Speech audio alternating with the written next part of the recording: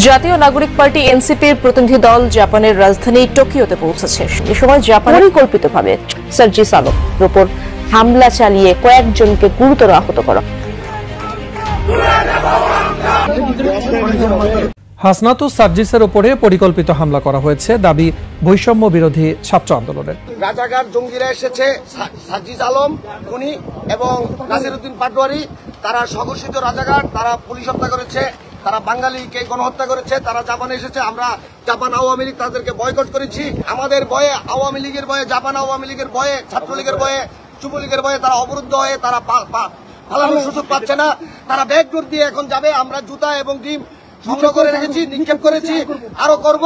তাদেরকে আমরা প্রতিহত করব, এমন ভাবে প্রতিহত করব তারা যেন জাপানে আসার সাহস না পায়। জাপানে গোপন সফরে গিয়ে 3 দিনের অবরুদ্ধ ও আওয়ামী নেতাকর্মীদের হামলা শিকার এনসিপি নেতা সার্জিস আলম ও নাসিরউদ্দিন পাটোয়ারি। ভেতরে সার্জিস আলমের সভাত বাহিরে আওয়ামী লীগের বিক্ষোভ।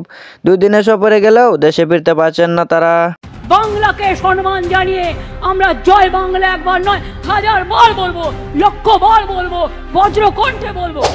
জুলাই এবার হবে গণধোলাই। এদিকে জানা গেছে বাংলাদেশে যেভাবে আওয়ামী লীগের নেতাকর্মীরা সর্ব হয়ে উঠেছে তার বলিষ্ঠ নেতৃত্বে আছেন শেখ হাসিনার কন্যা সাইমা ওয়াজেদ পুতুল। শারীরিক প্রতিবন্ধকতা বিষয়ে সচেতনতা তৈরি হয়েছে।